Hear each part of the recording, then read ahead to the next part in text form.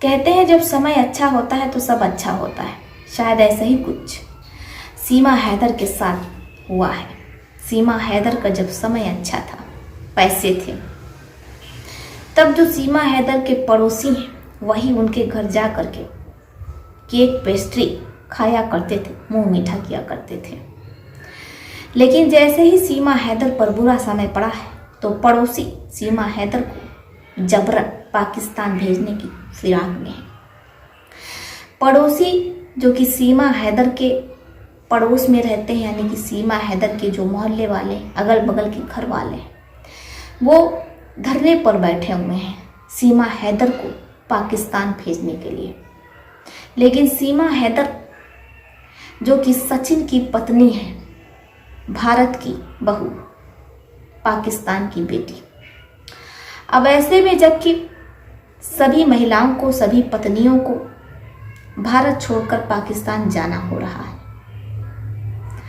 तो क्या सीमा हैदर को भी जाना पड़ेगा? क्योंकि कानून नियम सबके लिए बराबर होते हैं। जब से पहलगाम में हमला हुआ है तब से ऐसे मामले देखने को मिल रहे हैं। सरकार भारत में रहने वाले सभी पाकिस्तानियों को, चाहे वो किसी की पत्नी हो या किसी के पति, उन्हें पाकिस्तान भेजने का काम बहुत ही तेजी से हो रहा है।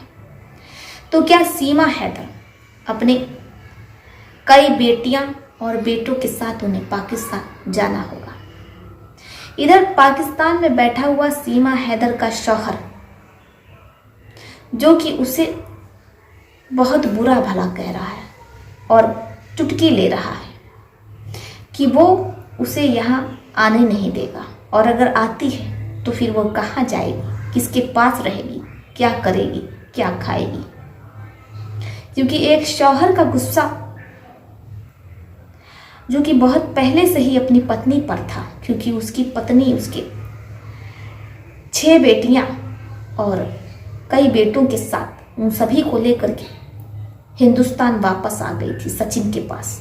उन दोनों का प्यार, सचिन का और सीमा हैदर का, पबजी से परवान चढ़ा था। गेम खेलते खेलते लोगों को इश्क हो जाता है, और ये इश्क ऐसा परवान चढ़ता है कि देश की सीमाएं भी लांघने को लोग तैयार हो जाते हैं। ये ऐसे मजनू हैं।